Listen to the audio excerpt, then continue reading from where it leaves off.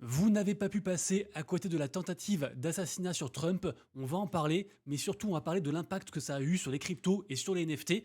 Bonjour à tous et bienvenue sur la première chaîne d'actualité quotidienne qui parle de NFT et de jeux blockchain. C'est tous les jours, ça dure un petit quart d'heure et pour être sûr de ne rien rater, pensez à vous abonner à la chaîne. La vidéo du jour est réalisée en collaboration avec le site d'actualité crypto qui s'appelle Cryptonaut. Vous l'avez actuellement sous les yeux. Sur Cryptonaut, vous retrouverez tous les jours de l'actu sur les cryptos et les NFT, en toute logique, mais aussi des articles plus de fond, des comparatifs, un peu de finance tradi, des nouveaux projets, des guides, des conseils, bref, beaucoup de choses. Vous aurez le lien en description et en commentaire épinglé. Et merci beaucoup à Cryptonaut pour leur soutien. Allez, comme d'habitude, on démarre tout d'abord le petit récap du marché NFT. Ce marché NFT qui, depuis une semaine, grappille jour après jour, tant bien que mal, doucement mais sûrement, quelques points en plus à chaque fois au niveau de sa capitalisation. Là, on atteint les 68 milliards, malgré toujours de très faibles volumes. Sinon, la meilleure vente NFT depuis hier, c'est le CryptoPunks, numéro 8760, qui a été vendu quasiment à 100 000 dollars. Pour le reste, je vous laisse voir le top 3 des volumes, des gagnants, des perdants. Sachez que c'est un peu mitigé sur les différents écosystèmes, qu'on soit sur Ethereum, Solana ou encore Bitcoin. Par contre, on remarque encore une fois que dans les gagnants, on a encore en fait des NFT qui surfent sur la tendance, sur la méta des Milady. Si vous ne savez pas ce que c'est, allez voir la vidéo que j'ai faite du coup samedi. Cette vidéo est super importante parce que je pense vraiment que Milady Maker sera un des projets NFT les plus intéressants pour ce cycle et également aussi son écosystème qui est vraiment très actif et qui cartonne encore une fois aujourd'hui. Milady Maker qui se situe à la 4e place dans le top 10 des NFT les plus capitalisés. Alors, je vous le dis en intro, c'est la grosse actu du moment, vous avez forcément entendu parler de ça. Ça s'est passé samedi soir, heure française. Trump était donc à un meeting en Pennsylvanie et en fait, il a fait l'objet d'une tentative d'assassinat par un mec qui d'ailleurs est mort suite à ça. Alors, je vais pas remettre l'image parce que elle est un petit peu ensanglantée, mais on a tous vu l'image avec le poing levé comme ça et Trump avec l'oreille ensanglantée qui crie fight, fight, fight.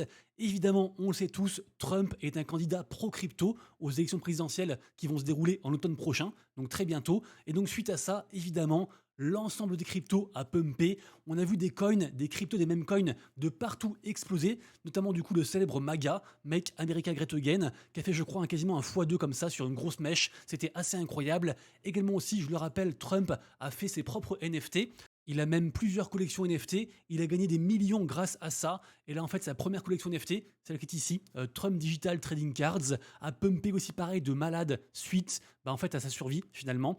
Regardez-moi cette explosion, on a fait en gros un x2 dans la soirée. C'était vraiment assez fou. Ceux qui étaient réveillés samedi soir, vraiment, on a vécu une soirée juste complètement folle. Je voulais aussi vous parler de ça. On a l'artiste Bold Leonidas qui a fait donc cette image NFTisée, cette œuvre NFT qui a été vendue à 4 Ethers. Donc là, vraiment, on est sur une grosse tendance liée à la survie de Trump et qu'on le veuille ou non, qu'on aime Trump ou non, ce candidat est étroitement lié à l'avenir des cryptos. En tout cas, à court terme, on l'a vu, sa survie en fait a déclenché un immense pump et j'imagine que s'il avait été assassiné, les cryptos auraient pris un sale coup.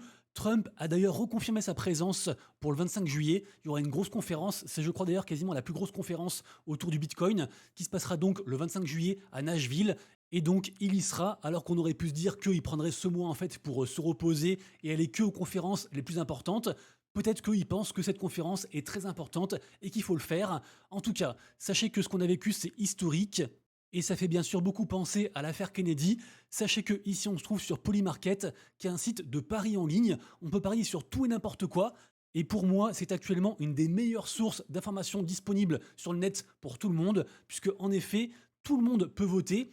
Et au final, les statistiques qu'on voit reflètent le climat mondial, ce qui se passe réellement. Et d'après Polymarket, les chances pour Trump d'être de nouveau président des États-Unis ont augmenté de 10% et passent donc à 71%.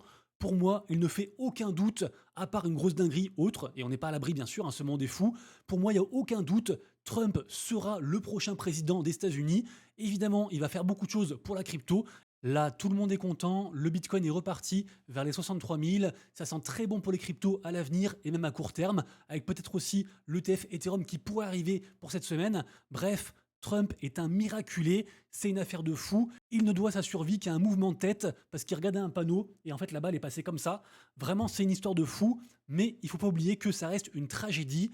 Je le rappelle, il y a eu 2 morts. D'une part, bien sûr, celui qui a voulu assassiner Trump, donc un jeune de genre 20 ans, je crois, un extrémiste, qui a donc été tué par un sniper qui protégeait Trump, mais aussi un autre homme qui est décédé et je voudrais lui rendre hommage. C'est ce monsieur Corey Comperator, un homme, un vrai, vraiment assez incroyable. Ce mec, donc ancien chef des pompiers, un pompier volontaire.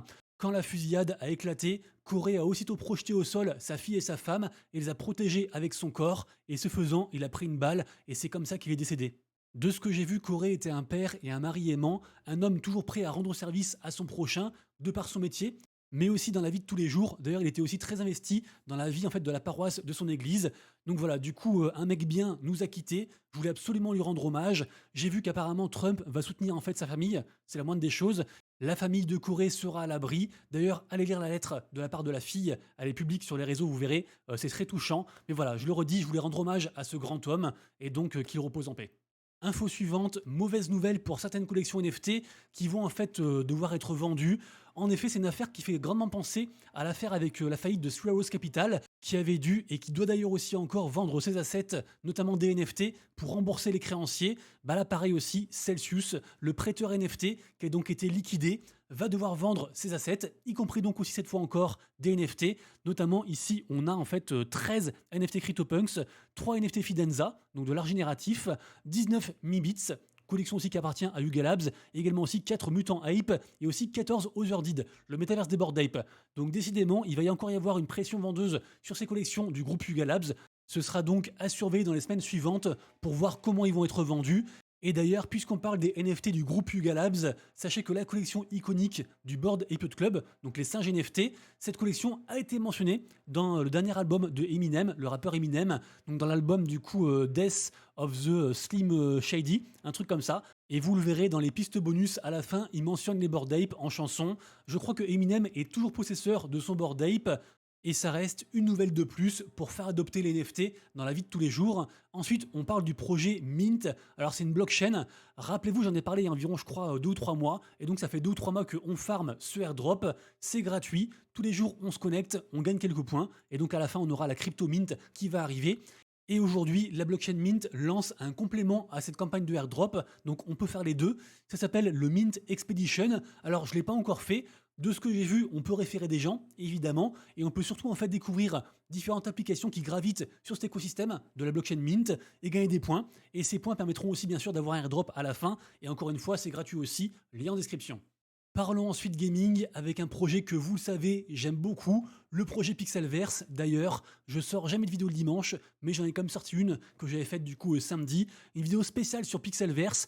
Comment, quels sont les critères pour avoir le maximum de airdrop? Je vous le rappelle, c'est un projet dit Tap to Earn, donc un projet gratuit sur Telegram. On tapote son téléphone, on fait quelques combats, quelques trucs, et donc à la fin, on a du airdrop. Et donc ça y est, la crypto PixFi sera donc listée et sortira le 18 juillet. Donc dans seulement 3 jours, il est encore temps de participer au airdrop.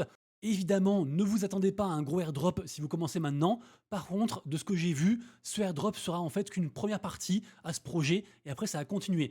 Donc je pense que soit ils vont trouver une mécanique pour bloquer une partie du airdrop, peut-être en vesting, soit en fait ils vont annoncer directement un second airdrop et donc ça peut être intéressant quand même de commencer à y jouer pour pouvoir être prêt pour la suite de cette aventure. Et si ces projets Tap to Earn sur Telegram vous intéressent, allez voir cette vidéo, puisque en effet dans cette vidéo, je parle de 2 airdrops gratuits, où on sait directement en fait notre allocation de tokens, plus aussi les 6 projets Tap to Earn que moi je fais actuellement, notamment bien sûr le célèbre Hamster Combat. Et à ce propos, je ne sais pas si vous avez vu, mais le pré-market pour le token Hamster est sorti, et donc le token vaudrait 20 centimes, ce que je trouve quand même assez élevé, affaire à suivre. Et d'ailleurs, je viens de commencer 2 autres projets gratuits Tap to Earn sur Telegram. Alors, je suis pas encore sûr de les faire à 100%, on verra ça. Le premier s'appelle du coup Musk Empire. Apparemment, ce serait un projet français. C'est en gros comme Hamster Combat, pour faire simple. Ça vient de sortir, c'est très early. Et le second, c'est le projet PP sur Telegram, qui est d'ailleurs aussi peut-être un projet français. J'ai des petits doutes. Donc ce projet qui fait bien sûr référence à l'iconique même PP est également aussi un projet gratuit et comme Dogs et Cats dont j'ai parlé je crois il y a 3 jours, on sait directement en fait notre nombre de tokens, donc pourquoi pas, dans le doute je partage, je suis pas hyper fan mais on partage quand même. Ensuite, c'est aujourd'hui, ça y est, c'est le grand jour, le Free Mint des champions, le premier projet Web3 Gaming des studios Ubisoft. Ça sort aujourd'hui, 75 000 NFT à minter, qui sont en fait des persos dans le jeu. Le jeu sera accessible pour tout le monde fin juillet, donc très bientôt.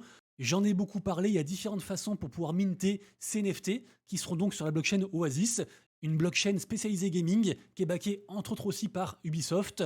Je le rappelle aussi, Ubisoft a une collection NFT, celle-ci, les Warlords, et chaque Warlords permet de minter 5 NFT champions, et après j'imagine qu'il y aura aussi d'autres avantages. Par contre, suite à ce mint, qui va se passer du coup en fin de journée, là je crois vers 20 h, un truc comme ça, peut-être que le prix de ces NFT va changer, voire même va carrément diminuer, parce que les gens vont se dire c'est bon, on a minté nos NFT champions avec, ils servent plus à rien, alors qu'en vrai ils vont servir à autre chose, et donc peut-être que si vous kiffez Ubisoft, ça pourrait être un bon moment pour entrer, ça c'est vous qui voyez. En tout cas ce mint est un mint à surveiller, je le redis, j'espère vraiment que Ubisoft va performer côté Web3, parce qu'en fait ça pourrait être la première porte d'accès qui permettrait à d'autres studios d'emprunter la route du Web3. En tout cas, voilà, ce jeu, je l'attends avec impatience. Il promet d'être sympa. C'est un jeu de plateau, un peu en mode de jeu de cartes aussi. Renseignez-vous, Ubisoft, on a envie d'y croire. Et pour terminer, je reparle de Pirate Nation. Je suis obligé. C'est vraiment le phénomène gaming du moment. C'est assez fou ce qui se passe parce que ce projet, qui est un projet, on va dire RPG sur navigateur, un peu pixelisé, ce projet en fait a sorti son token il n'y a pas si longtemps que ça, en gros mi-juin, un truc comme ça, et c'est assez rare, mais regardez-moi cette charte, elle est magnifique. Le token surperforme de fou le marché. Les NFT du projet, ceux-ci là, ils sont à 1,5 Ether, alors qu'en général, 9 fois sur 10, même plus que 9 fois sur 10, quand un projet sort sa crypto et que les NFT permettaient d'avoir cette crypto en mode airdrop, bah en général, les NFT, ils dumpent, ils chutent juste après. Et là, en fait, on va atteindre un nouvel ATH, un nouvel all-time high sur cette collection. Donc vraiment, c'est assez fou ce qui se passe sur Pirate Nation. Renseignez-vous. C'est peut-être trop tard pour s'y intéresser parce que c'est toujours très compliqué de rentrer quand les prix sont très très hauts. Mais bon, ça reste un exemple à suivre, ça reste un des gros projets du moment qu'il faut surveiller.